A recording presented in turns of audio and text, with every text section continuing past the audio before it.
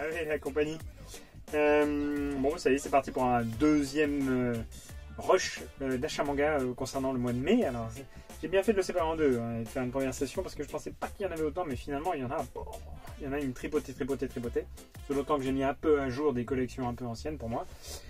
On va séparer en trois parties. La première, une partie hommage. La deuxième, une partie coup de gueule. Et la troisième, vraiment la partie achat en tant que telle. Donc, on va commencer, bien entendu. Kentaro Miura. Kentaro Miura qui est vraiment qui fait vraiment partie de ces auteurs qui ont marqué leur génération, qui ont marqué de leur empreinte un style graphique, un style de narration. Vraiment le dark fantasy, c'était typiquement lui, un peu avec Bastard au préalable, mais dans un autre style, bien entendu. Mais Berserk, c'est extraordinaire. Pour moi qui ai connu le début de Berserk jusqu'en 2012-2013, où on avait vraiment une production très très rapide, et après un espacement très important entre les tomes. C'est vrai que nous entre guillemets, ceux qui ont connu un petit peu l'avancement de Berserk, ça nous a un peu gonflé ce temps de latence extrêmement long entre chaque tome, tout comme Hunter x Hunter par exemple. Yu Yu Hakusho c'était pareil. Il y a des auteurs qui ont vraiment, à un moment ou à un autre, il y a un stop qui est mis et ils n'arrivent plus à produire comme il faut. Berserk, ça a toujours été quelque chose d'exceptionnel. Le trait graphique des derniers tomes, il est vraiment exceptionnel. Mais c'est vrai que bon, c'était assez usant d'ailleurs d'attendre pendant un an un tome et puis de mettre 15 minutes pour le lire. En tout cas, bon, je suis pour toute la communauté, moi ça ne m'appartient pas vraiment à moi de lui rendre hommage, mais je pense qu'on le fait au nom de tout le monde. Donc, Kentaro, repose où t'es, j'espère que t'es bien là où tu es. On va continuer avec les Glénat et du coup mon deuxième coup de gueule.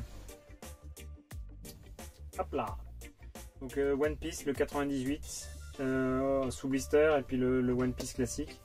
Moi qui suis un collectionneur pathologique, je pouvais pas ne pas le prendre. On arrive sur mon deuxième coup de gueule qui est les spéculateurs. Pour l'instant, enfin voilà, en restant à peu près diplomate, je dirais que les spéculateurs c'est juste la lie de la communauté et à mon avis, je ne sais pas s'ils se rendent compte du tort qu'ils font à l'ensemble des partenaires. Les éditeurs et les vendeurs ont l'air de dire que c'est pas grand chose si jamais il y a des spéculateurs qui vendent 80 € un tome. Moi je tendance à dire que 80 €, quand vous achetez 80 € un tome de SNK33 ou 40 € un tome de One Piece 98, c'est 30 € de trop qui ne seront pas dépensés dans d'autres mangas, dans d'autres éditions, dans d'autres, voilà, chez les revendeurs classiques. Donc non, les spéculateurs, c'est inadmissible, c'est inacceptable, et s'il vous plaît arrêtez quoi. Vous êtes là pour gagner 3 francs 6 sous et vous faites chier tout le monde. Faut arrêter quoi, faut arrêter. Bon, maintenant on va pouvoir passer à... Je me suis mesuré parce que j'avais déjà enregistré une première fois la vidéo où j'étais rouge de haine et de colère, donc là je me suis un petit peu apaisé. Mais franchement... D'ailleurs, les spéculateurs, moi je suis pas là pour faire des vues, je suis pas là pour faire des abonnés. La cloche elle est en bas, vous pouvez vous désabonner, arrêtez de regarder ma chaîne. Moi je fais pas une chaîne pour des gens qui veulent juste faire du pognon avec la vente et l'achat. Ça m'intéresse pas en fait. Allez, on referme le chapitre et on attaque les ventes, enfin les achats. Donc du coup, le Berserk je l'avais jamais acheté, j'en ai profité. Moi je suis pas très hardboard, donc là j'en ai profité pour l'acheter. Le One Piece, ok c'est bon. On s'actualise un petit peu dans les Boichi avec Sanctum qui est encore disponible hein, pour ceux qui cherchent du Boichi. Sanctum ça reste encore disponible. Mon tome 3 qui est pas tout à fait de la même couleur que les deux autres, enfin que les 5 autres, que les 4 autres. Bon bah écoutez, tant pis on fera avec, ça doit pas être la même édition avec un petit problème de coupe sur la jaquette. C'est toujours un peu le problème quand on achète en correspondance, on sait jamais trop dans quel état va arriver le tome. Je sais pas si la caméra visualise bien la chaise avec le tome, mais bon je le fais quand même. On continue dans l'actualisation des anciennes collections avec le Katsura Akira, donc un mélange de Katsuhiro Otomo et de Katsui Reset de Akira Toriyama et de Masakazu Katsura. Donc je crois que c'est une histoire de Akira Toriyama et puis des dessins d'Akira Toriyama, de Masakazu Katsura. Mode reset, j'ai pris des coups de soleil donc du coup le cerveau il est un peu cramé, je pense qu'il y a quelques neurones qui sont passés aussi. Voilà, je le mets comme ça. Et le Nekomajin de Akira Toriyama. Voilà, donc là je crois que je suis à peu près complet dans les collections de Toriyama. Il me manque que Dr Slump. Et c'est vrai que je cherche plutôt dans les vieilles éditions avec des mangas cartonnés que la nouvelle qui est encore accessible.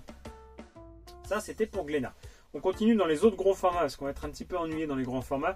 J'ai une grosse pile, hein. Donc là maintenant on va passer chez Meian. Avec Shigorui, tome 4. Donc j'ai pas attaqué Shigorui encore. Hein. Je pense que je vais attendre qu'il y en ait quelques-uns qui sortent et je vais me faire la volée. The Breaker, tome 2. Alors The Breaker, tome 2. Le premier, il y avait un... de chez Meian. C'est marrant d'ailleurs parce que... Ah non, c'est l'autre qui est à l'envers, c'est pour ça que je me disais. The Breaker au tome 1, il y avait un marque-page qui était offert avec. Et là, le tome 2, il n'y avait pas. Donc c'est un petit peu... C'est un peu dommage. On aime bien ce genre de packaging. Unsung Cinderella. Je sais pas si je l'avais déjà présenté dans les achats. Je l'ai mis là, c'est que peut-être pas. Unsung Cinderella, je l'ai déjà lu. C'est une série qui est intéressante si vous voulez voir un petit peu comment ça se passe dans le back-office de la pharmacie, notamment hospitalière. Il y a des choses qui sont quand même globalement similaires avec ce qui se passe en France. Il y a beaucoup de professions qui en prennent carrément pour leur grade. Je peux vous dire que les médecins, ils en prennent comme il faut.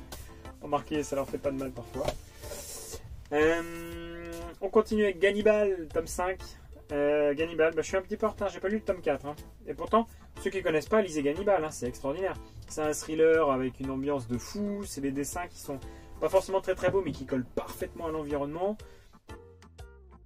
C'est génial. Et puis l'auteur, franchement, au niveau de la narration, il est trop fort. Il est trop fort.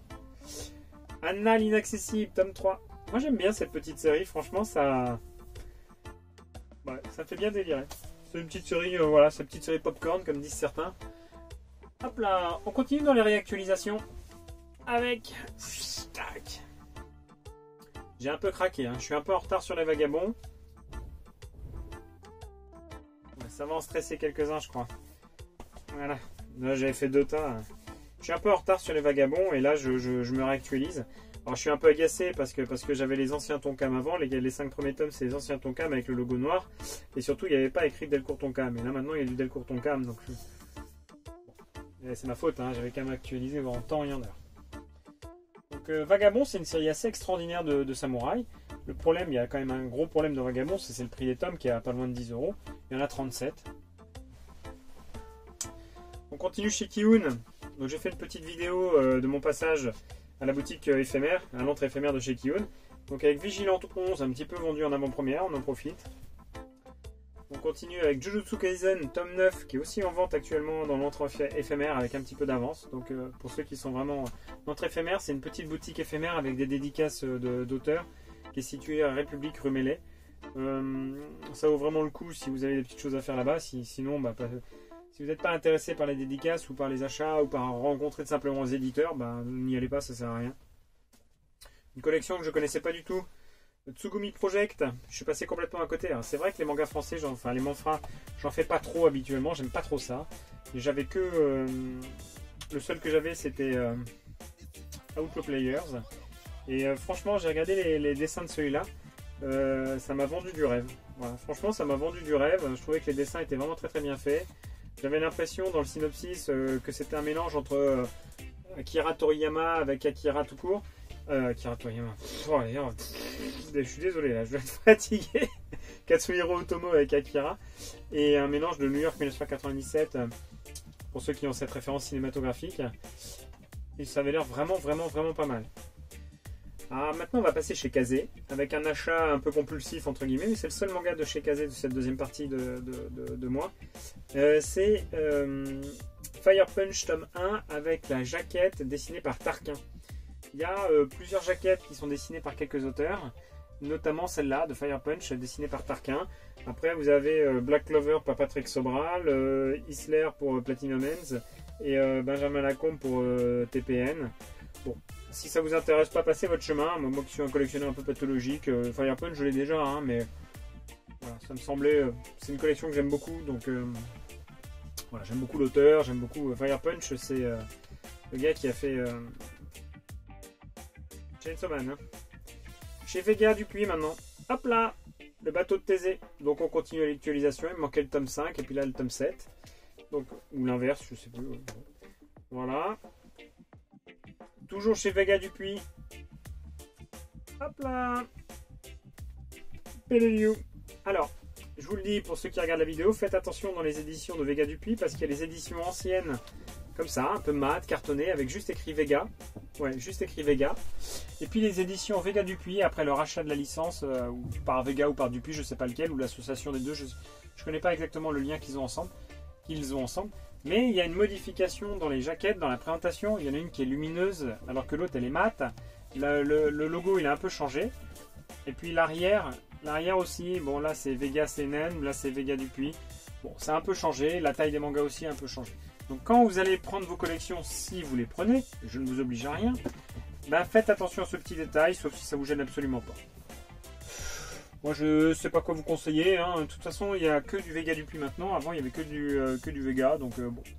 Un achat un peu compulsif, Rock of Destruction. C'est un one shot, donc ça c'est chez Omake, c'est un one shot.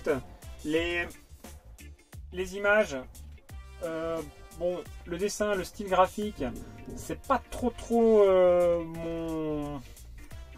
C'est pas trop mon truc, mais bon, après, voilà, j'en ai pas du tout... En fait, ce qui m'a intrigué avec ce truc, c'est que j'en ai pas du tout entendu parler.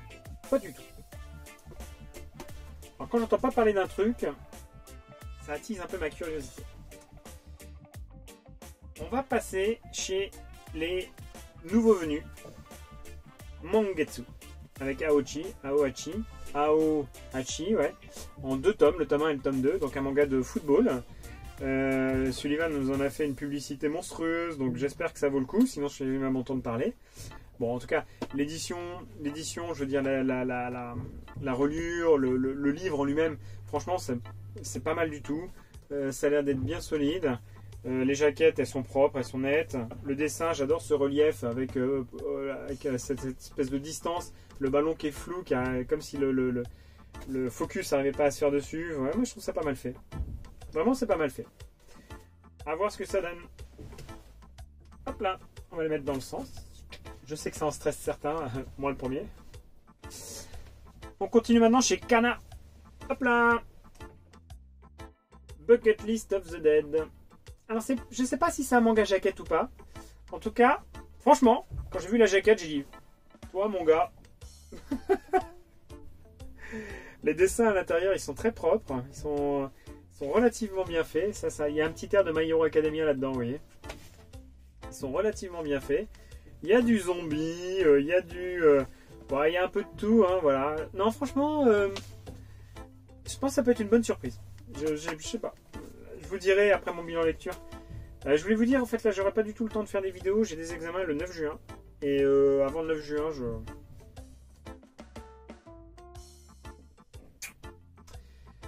Détective Conan, tome 98. Alors, j'ai beaucoup de retard. Mais Détective Conan, je les ai enfermés, je les ai cachés à l'arrière. Mais il m'en manque la moitié. Hein. Death Note. Donc là, on est chez Kana, hein, Death Note. Il y a un superbe relief Death Note. Je sais pas si ça se voit, le relief. Bon, c'est Oba et Obata. Hein. C'est vraiment sont des petits génies dans leur mode.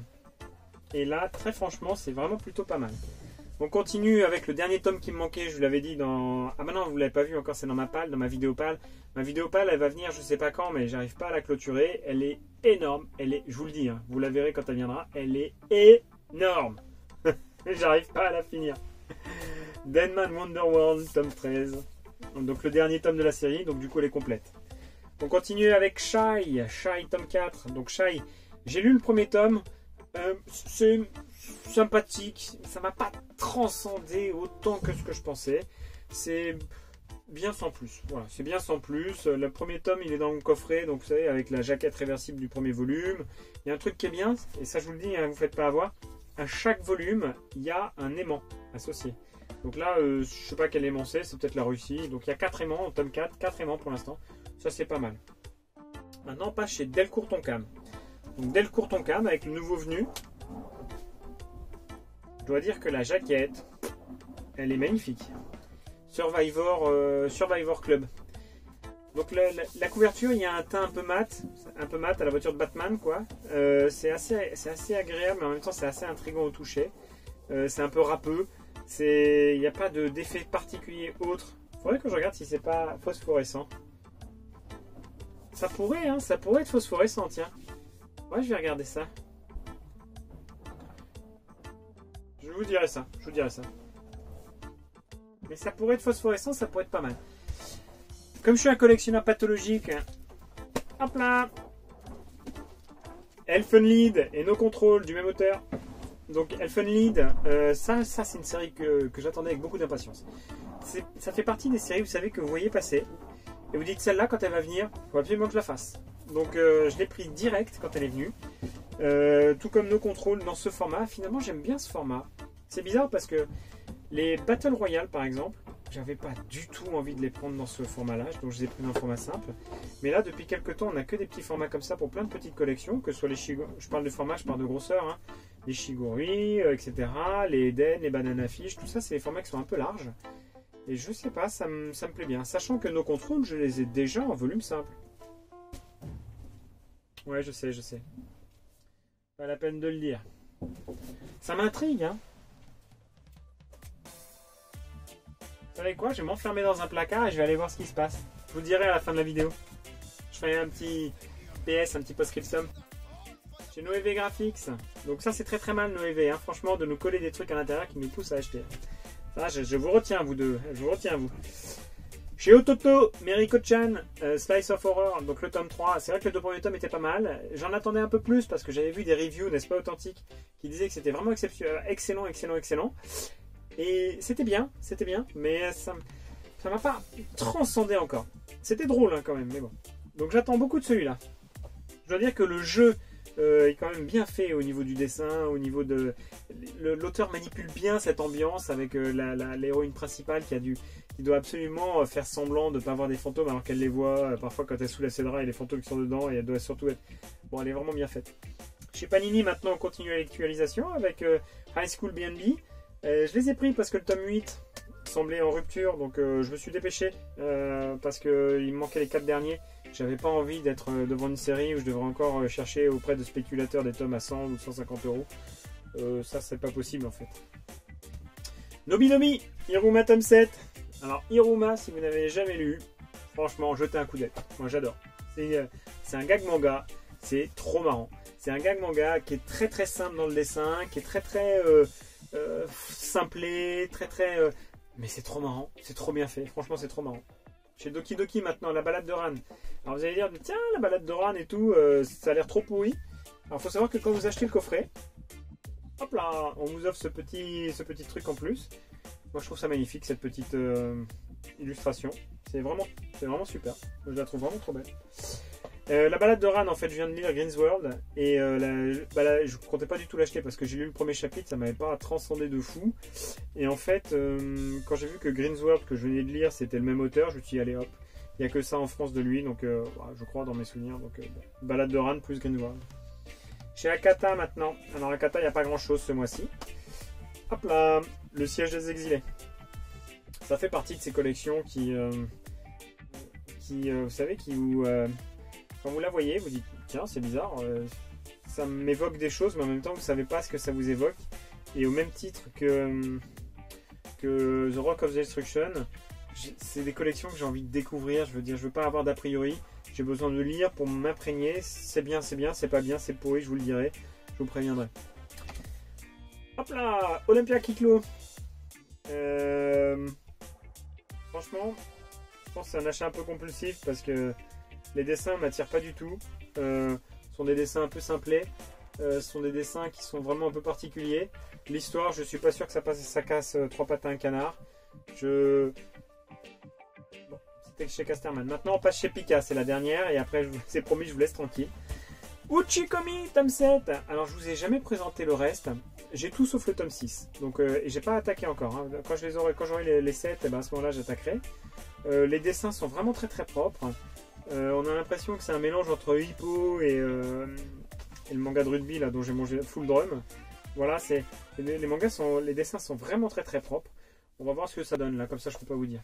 Il n'y a que 7 tomes et c'est un manga de judo. Il n'y en a vraiment pas beaucoup des mangas de judo. Donc, bon. Une collection dont je vous ai déjà parlé à plusieurs reprises, Adam.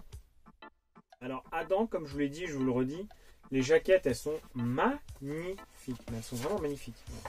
Les jaquettes, si vous deviez faire juste un achat jaquette, franchement prenez Adam, elles sont superbes. Le contenu, j'ai lu que les 2 premiers, c'est une série en 4 tomes. Hein. Franchement, maintenant que j'ai les 4, je vais pouvoir faire le 3 et le 4, mais je pense qu'il me faudra une bonne semaine de préparation parce que le 3, j'avais dû mettre 4 jours à le lire. Eden Zero de Mashima, Hiro Mashima. Donc là, je m'actualise parce qu'en fait, bon, je les ai tous, mais j'en ai lu aucun. Je veux surtout pas avoir de retard. Quand Rêve était sorti, je m'étais arrêté au tome 5 dans la continuité de la collection. Et j'ai mis 15 ans pour la compléter derrière. Donc, Et enfin, le dernier. Blue Period, tome 3. Donc j'ai pas lu le tome 2. Blue Period, c'était vraiment un excellent manga. Le premier tome, en tout cas, était vraiment excellent. Il faut aussi du temps pour le lire. Hein. Le premier, c'était 2 heures, 2 heures et demie. Hein. Donc là, je sais pas combien de temps ça sera, mais c'était vraiment très intéressant.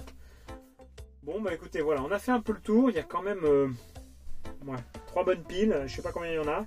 2, 4, 6, 8, 10, 12, 14, 16. Bon, de toute façon, je le mettrai dans la description. Je crois que comme je l'ai dit, je vais pas faire de vidéo avant mi-juin parce que j'ai vraiment des trucs à faire là. Je vais être full. Celle-là, je vais essayer de la faire d'une traite pour avoir le moins de montage possible pour pouvoir l'enclencher dès que possible.